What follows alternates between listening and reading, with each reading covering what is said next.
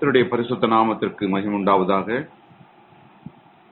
பரிசுத்தமுள்ள நல்ல ஆண்டவரே, இந்த நல்ல அருமையான அதிகால வேளைக்காய் நன்றியோடு ஸ்தோத்திரிக்கிறோம்.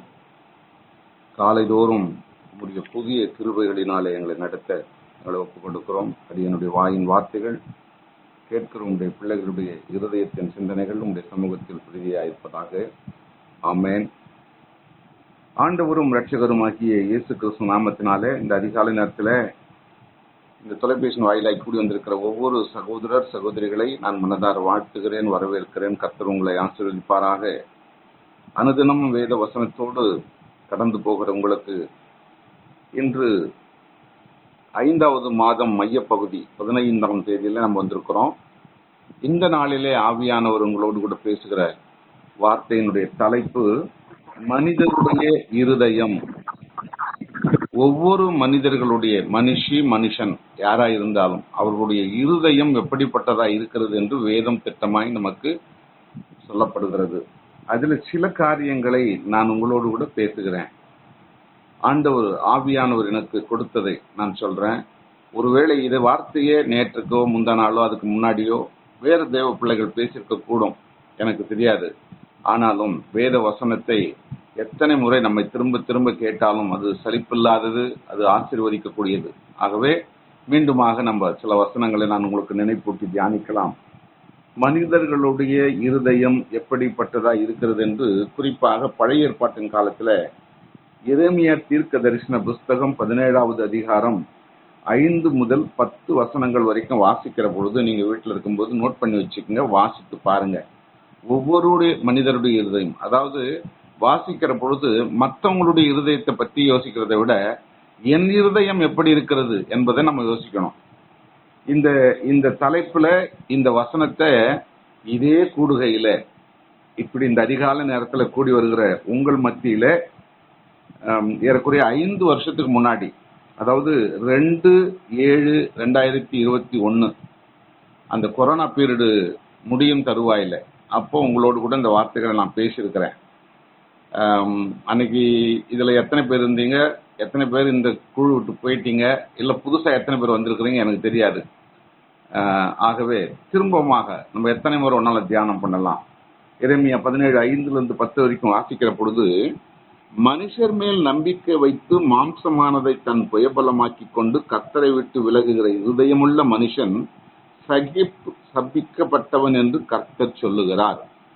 இன்னைக்கு அநேக மக்கள், நீங்களும் நானும், பிரத்தியார குறை சொல்லுவதை விட நான் எப்படி இருக்கிறேன் அப்படின்றது, என்னுடைய இருதயம் எப்படி இருக்கிறது, என்கிட்ட என்னென்னலாம் நான் மற்றவர்களுக்கு விரோதமா செயல்படுறன்றதை மட்டும் ஆராய்ந்து பார்க்கணும். அப்ப நம்முடைய இருதயம் எப்படிப்பட்டது இருக்கணும்னு சொல்றாங்க. நாங்க வேதம் சொல்லுகிற போது மனுஷர் மேல் நம்பிக்கை வைக்கிறோம். நம்ம ஆபீசர் மேல, நம்ம குடும்பத்தில் உள்ள அப்பா மேல, அம்மா மேல, அல்லது பக்கத்து நமக்கு ரொம்ப நண்பர்கள் மேல, அல்ல சிநேகிதி மேல, அவங்க மேல நம்பிக்கை வைக்கிறோம். என் ஃப்ரெண்டு எப்படியாவது எனக்கு உதவி செய்வான், என் ஆபீசர் எப்படியும் எனக்கு உதவி செய்வாரு, எங்க அப்பா எப்படியும் இதை பார்த்துக்குவாரு. இப்படிதான் நம்ம எல்லாம் பொதுவா உலக வாழ்வில் அப்படிதான் செஞ்சுக்கிட்டு இருக்கிறோம். இன்னைக்கும் அப்படிதான் பண்ணிக்கிட்டு இருக்கிறோம். நல்லது. நம்முடைய நம்பிக்கை எது வரைக்கும் இருக்கணும், ஒரு லிமிட். என்னுடைய அப்பா அவர் என்ன போஷிக்கிறவர், எங்க குடும்ப தலைவர் செய்வார், அந்த லிமிட்ல தான் இருக்கணும். எல்லாவற்றிலும் அவரே எல்லாத்தையும் செய்வார்ன்ற அந்த நம்பிக்கை எடுத்துட்டு, இவரை விட மேலான ஒரு தகப்பன் நமக்கு அப்பா இருக்கிறாரு, கடவுள் இருக்கிறாரு அப்படின்னு, என்னுடைய அண்ணன் இருக்கிறாரு, என்னுடைய சிநேகிதரா இருக்கிறாரு, என்னுடைய சிநேகிதியா இருக்கிறாரு, என்னுடைய ஆபீசரா இருக்கிறாரு, என்னை உண்டாக்கினவர். இப்படி மனுஷர்களை காட்டிலும் தேவன் பேர்ல நம்ம வைக்கிற நம்பிக்கை தான் அது கடைசி வரைக்கும் நிலை நிற்கும்.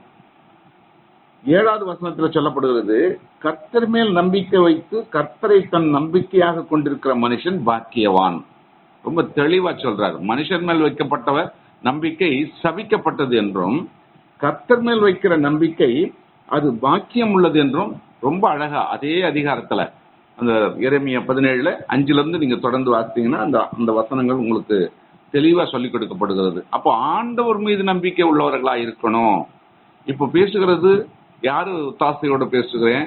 கடவுளுடைய ஒத்தாசையினால. என் சுய சிந்தனையினாலேயோ சுய பலத்தினாலேயோ என்னுடைய சுய அறிவினாலேயோ நான் இதை எடுத்து பேசிவிட முடியாது. அப்போ அப்படி பேசுறது வந்தா உலகத்துல எல்லா மனுஷர்களும் பேசலாமே? முடியாது.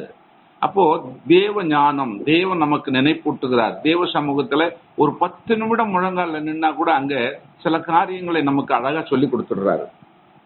அப்போ அதனாலதான் மற்றவர்கள் மீது உள்ள காரியத்தை காட்டிலும் ஆண்டவர் மீது பற்றுதலா இருக்கிறதே நமக்கு பாக்கியம் உள்ளது என்று வேதம் சொல்லுகிறது. 9வது வசனம் சொல்லும்போது, எல்லாவற்றை பார்க்கிலும், இங்கதான் கவனிக்கணும், எல்லாவற்றை பார்க்கிலும் இருதயமே திருக்குள்ளதும் மகா கேடு உள்ளதுமாயிருக்கிறது, அது அறியத்தக்கவன் யார் அப்படின்னு சொல்றாரு. இது தீர்க்கதரிசி அந்த மக்களுக்கு, அந்த இஸ்ரவேல் மக்களுக்கு கடவுள் சொல்றார் தீர்க்கதரிசி மூலமாக. அப்போ இங்க சொல்லப்படும் போது எல்லாவற்றை பார்க்கலாம், தாய் தகப்பன் அண்ணன் தம்பி, இல்ல உலக ஆஸ்தி சொத்து சுதந்திரம், காரு பங்களா வீடு, இல்ல நிலம் புலன், எதுவா இருந்தாலும் நம்ம வீட்டில் இருக்கிற தானிய வகைகள் எதுவா இருந்தாலும் எல்லாவற்றை காட்டிலும் இருதயமே திருக்குள்ளதும் மகா கேடு உள்ளதுமாயிருக்கிறது. யாருடைய இருதயம்? இந்த வசனத்தை வாசிக்கிற அல்லது ஒருவேளை இந்த வசனத்தை யார் மூலமாவது நீங்க கேட்கிற அவர் ஒவ்வொருவருடைய இருதயமும், என் இருதயம், கேட்கிற உங்க இருதயம், இத அப்படிதான் நம்ம சிந்திக்கணும். வேத வசனத்தோட ஒப்பிட்டு நம்ம இப்ப சில நேரங்களில் தவறு என்ன பண்ணிடுறோம்னா, பிரத்தியாரியே சொல்லிட்டு இருக்கிறோம், எதிரில் நிக்கிறவங்களே பேசிட்டு இருக்கிறோம்.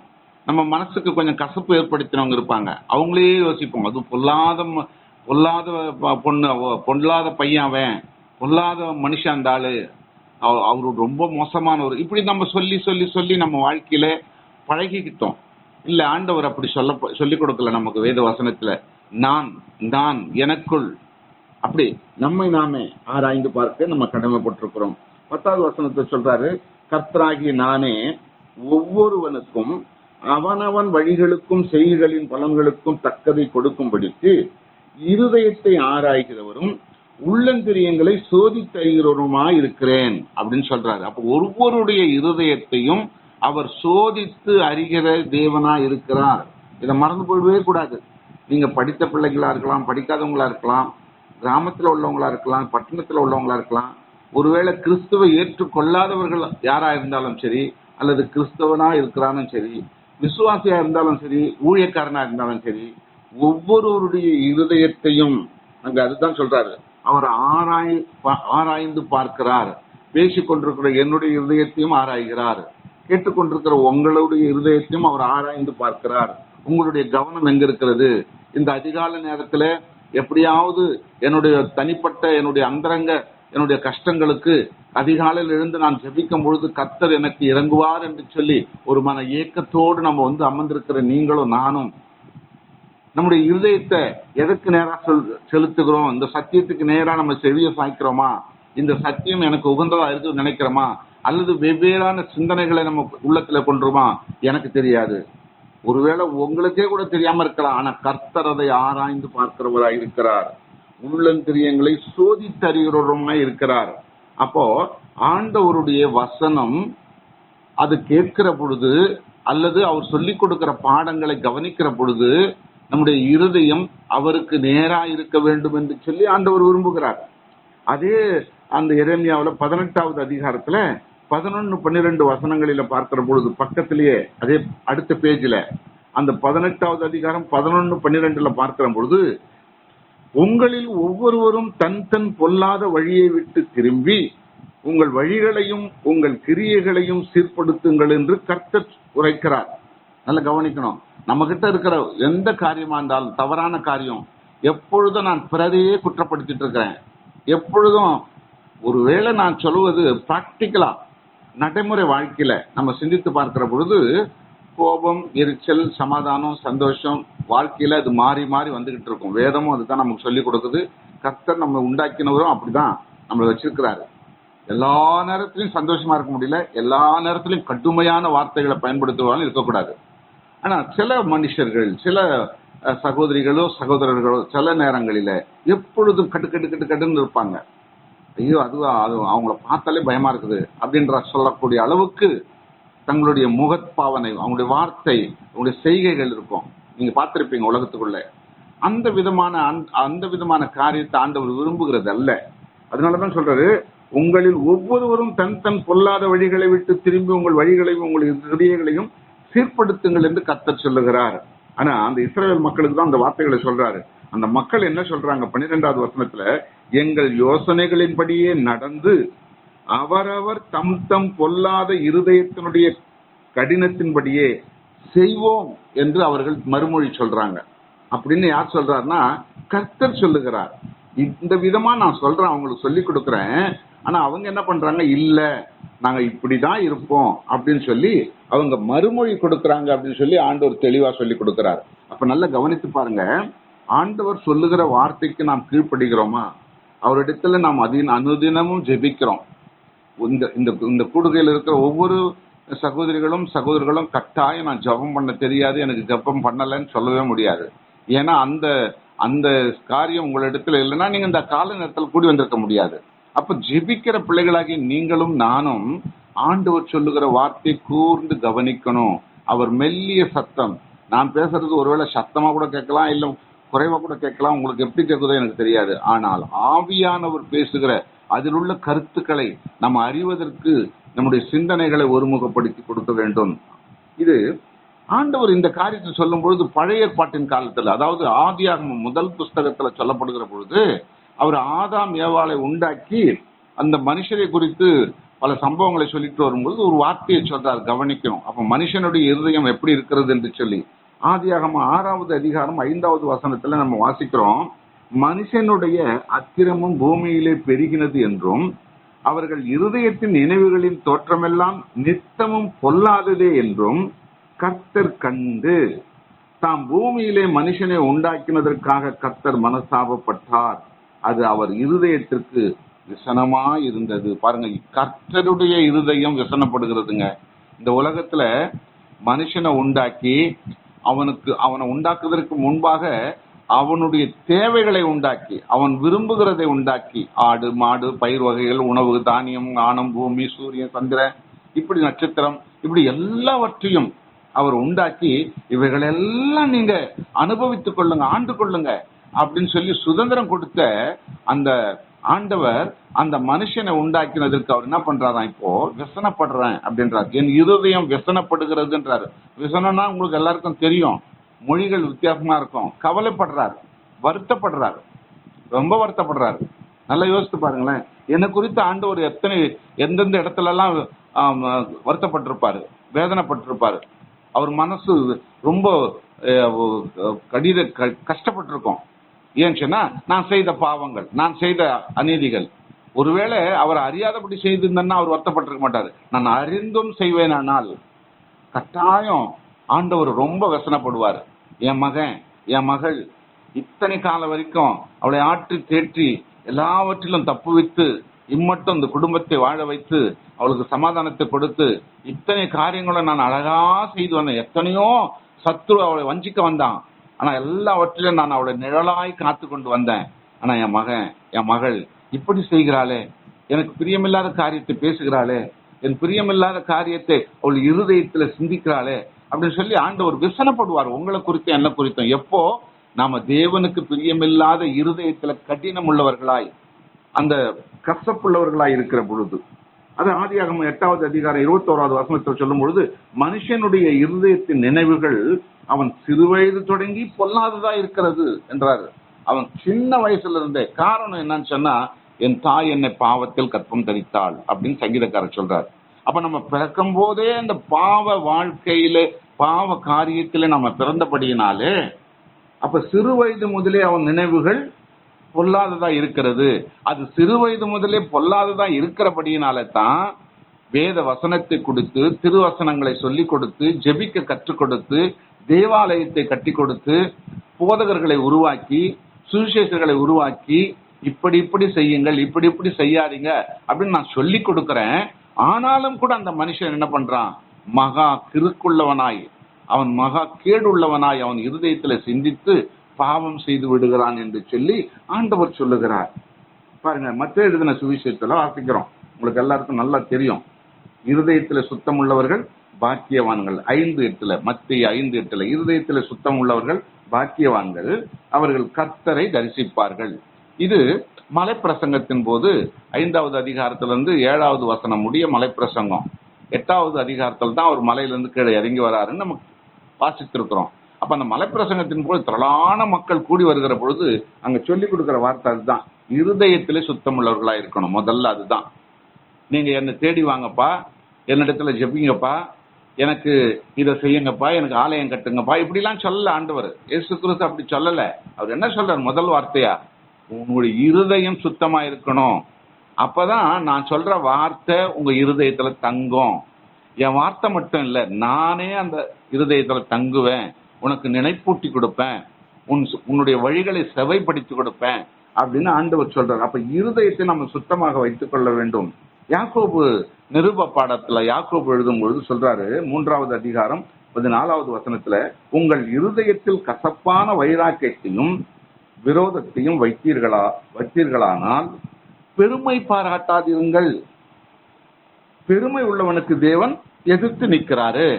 பெருமை உள்ளவனுக்கு தேவன் எதிர்த்து நிற்கிறாரு எல்லாருக்கும் சொல்லுவோம். ஆனா நாம அதை உணர்றோமா? அதுதான் கேள்வி. இப்ப நான் உங்களுக்கு பிரசங்கிக்கிறேன், எனக்கு இன்னைக்கு பிரசங்கிக்க சொல்லி நீங்க கேட்டீங்க, ஆவியான ஒரு தூண்டினாரு, உங்க மத்தியில வந்து நான் பேசிட்டு இருக்கிறேன். நான் உங்களுக்கு மட்டும் சொன்னா போதாது, பெருமைப்படாதீங்க, அது பாவம், ஆண்டவர் உங்களுக்கு எதிர்த்து நிற்பாரு அப்படின்னு நான் சொல்லிட்டு போயிட்டா போதாது. நான் முதல்ல என்னை சரி பண்ணிக்கணும். நான் பெருமை உள்ளவனா இருக்கக்கூடாது. அப்ப பெருமை உள்ளவனுக்கு தேவன் எதிர்த்து நிற்கிறாருன்னு சொன்னா எனக்குள்ள பெருமை இருக்கக்கூடாதுன்னு திட்டமா சொல்லுகிறது. ஒரு சின்ன சின்ன காரியத்தை நம்ம என்ன பண்றோம், நான் நல்லா பிரசங்கம் பண்ணனா, நான் நல்லா பாடினா, நான் நல்லா வேதத்தை தெளிவா வாசித்தனா, தப்பு இல்லாத வாசித்தனா, சொல்லுங்க கேட்டீங்களே சொல்லுங்க அப்படின்னு சொல்லி என்ன பண்றோம், மற்றவங்களை எதிர்பார்க்கிறோம். யாராவது பிரசங்கம் பண்ண முடிச்சுட்டா, இல்ல பாட்டு பாடி முடிச்சுட்டா, இல்ல சாட்சி சொல்லி முடிச்சுட்டா, இல்ல வேதத்தை தெளிவா வாசித்துட்டா, நான் நல்லா வாசினாப்பா அப்படின்னு கேட்போம். பார்த்தீங்களா? என்ன எதுக்கு கேட்கிறோம்? என்னை புகழணும், மற்றவர்கள் என்னை பாராட்டணும், நான் ரொம்ப நல்லா அருமையா வாசித்தீங்கன்னு சொன்ன உடனே மனசுக்குள்ள ஒரு பெரிய மகிழ்ச்சி இல்ல.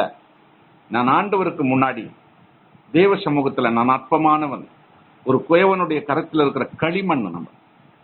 நம்ம சரியான பாத்திரமா இல்லை அவருக்கு. ஆக அப்படிப்பட்ட நிலையில அங்க சொல்லும் பொழுது நம்முடைய இருதயத்துல அந்த வைராக்கியம், விரோதம், இதெல்லாம் ஒவ்வொரு மனுஷனுடைய இருதயத்துல இருந்து கொண்டே இருக்கிறது. ஆனா ஆண்டவர் சொன்னார், சிறு வயது முதலே இருக்குதுன்னு சொல்லியிருக்கிறாரு. அப்ப அப்படித்தானே இருக்கும், நாங்க என்ன பண்றது அப்படின்னு நம்ம ஒருத்தருக்கு ஒருத்தர் கேட்கலாம். கேள்விக்கு ஒன்றும் குறைவில்லை. ஆனா அதுதான் ஆண்டவர் சொல்லி கொடுக்கிறாரு. அதுல இருந்து நீங்க வெளியே வாங்க. அப்படி இருக்கிற மனுஷனா இருந்தாலும் வேதத்தை வாசிக்க வாசிக்க வாசிக்க, இப்படி அதிகாலை நேரத்துல வந்து கூடி வந்து ஜெபிக்க ஜெபிக்க ஜெபிக்க நம்மிடத்துல மாற்றம் ஏற்படணும், மாறுதல் உண்டாகணும். அப்பதான் இத்தனை ஆண்டு காலம் இந்த அதிகால நேரத்துல 4 மணிக்கு எழுந்து ஆயத்தமாகி 4:30 மணிக்கு நாங்க ஸ்டார்ட் பண்ணி பிரேயர் ஜெபம் பண்ணி ஒரு தேவ பிள்ளைகளா வந்து சத்தியத்தை சொல்லி ஜெபித்து பாடல் பாடி நாங்க கடந்து போகிற பொழுது, நான் 5 வருஷத்துக்கு முன்னாடி இப்படிலாம் இருந்தேன், இன்னைக்கு இப்படி மாறி இருக்கிறேன். அதுதான் ஆண்டவர் எதிர்பார்க்கிறார். அந்த மாற்றம் நமக்கு வேண்டும். அதுதான் ஆண்டவர் சொல்றாரு. மார்க் எழுதின சுவிசேஷம் 7வது அதிகாரம் 6வது வசனம் சொல்லுகிறது, கவனிங்க. மார்க் 7:6, இந்த ஜனங்கள் தங்கள் உதடுகளினால் என்னை கனம் பண்ணுகிறார்கள், அவர்கள் இருதயமோ எனக்கு தூரமா இருக்கிறது. எல்லாருக்கும் முன்னாடி நல்லா பாடுறோம். நிறைய பேரு, நான் ஒருவேளை உங்களில் எத்தனை பேர் பாட சிறப்புள்ளவங்க எனக்கு தெரியாது, இந்த பாட்டு மேல ஈர்ப்பு உள்ளவர்கள், இசை மேல ரொம்ப நாட்டம் உள்ளவர்கள் வேதத்தை உதாசீனப்படுத்துவாங்க. வேதத்துக்கு முக்கியத்துவம் கொடுக்க மாட்டாங்க. எங்க ஒன்னாலும், எந்த ஆலயத்தில் ஒன்னாலும், அது பெந்தகோஸ்த ஆலயமா இருந்தாலும் சரி, மெயின்லைன் சபையா இருந்தாலும் சரி, அது இங்கிலீஷ் சபையா இருந்தாலும் சரி, தமிழ்ல இருந்தாலும் சரி, கிராம சபையா இருந்தாலும் சரி, பட்டண சபை, நீங்க எங்க வேணாலும் பாருங்க, அந்த அந்த இசை, அந்த பாடல், அது ரெண்டுக்கு மேல ஈர்ப்பு உள்ளவர்கள். ரொம்ப பாடணும் பாடணும் பாடணும் பாடணும்னு, இசைக்கணும், நல்லா விதவிதமா மியூசிக் போடணும் அப்படின்னு நினைக்கிறவங்க வேதத்துக்கு முக்கியத்துவம் கொடுக்கவே மாட்டாங்க. வேதமும் இருக்கணும், பாடலும் இருக்கணும், ரெண்டும் இருக்கணும். ரெண்டு, இது வேண்டாம் அது வேண்டும்னு சொல்லக்கூடாது, ரெண்டுமே இருக்கணும். அதுதான் ஆண்டவர் விரும்புகிறார். ஆண்டவரை மகிமைப்படுத்தி தாவீது அப்படித்தான் செஞ்சார். நடனமாடினார், இசை கருவிகளை கொண்டு இசைத்தார், இசைக்கிறவர்களை உருவாக்கினார் நிறைய பேரை. அப்ப அந்த மாதிரி அது ரெண்டும் வேணும். ஆனா நிறைய பேர் இன்னைக்கு தப்பு பண்றது என்னன்னா, நிறைய பேர் இன்னைக்கு திருச்சபைகள்ல பாருங்க, அப்புறம் அந்த இசையோடு இசைந்துடுவாங்க, வேதத்தை விட்டுடுவாங்க. அதனாலதான் அந்த விரோதம், அந்த கசப்பான வைராக்கியம். இவர் என்ன பேசுற போறாரு, இவர் பேசுற எத்தனை முறை கேட்டமே, அப்படி ஒரு அசத்தத்தனம். மார்க் அந்த என் ஜனங்க அந்த மார்க் 7:6 அதுதான் சொல்றாரு, உதடுகளினால் என்னை கணம் பண்ணுகிறார்கள், அவர்கள் இருதயம் எனக்கு தூரமா இருக்கிறது என்று சொல்றார். அதே அடுத்து வசனம் சொல்லுகிற பொழுது மார்க் 12:30 சொல்லப்படுகிற பொழுது, கற்பனைகளில் பிரதான கற்பனை உன் தேவனாகிய கர்த்தரிடத்தில் உன் முழு இருதயத்தோடும் உன் முழு ஆத்துமாவோடும் அன்பு கூறுவாயாக என்பதுதான். அதுதான் பிரதானமான கற்பனை. அவர் கொடுத்த கற்பனைகளிலும் மிக மிக பிரதானமானது இது. இயேசு கிறிஸ்துவே சொல்றாரு. அப்ப அந்த கற்பனை நம்முடைய இருதயத்தில் இருக்க வேண்டும். அதான் என்ன சொல்றாரு, முழு இருதயத்தோடும் முழு ஆத்மாவோடும் அவரை நாம் பின்பற்ற வேண்டும். கடைசியா முடிச்சிடுறேன். மார்க் எழுதின சுவிசேஷம் 7வது அதிகாரம் 20-24 வரைக்கும் வாசினா, மனுஷனுக்குள்ளே இருந்து புறப்படுகிறதே மனுஷனை தீட்டுப்படுத்துகிறது.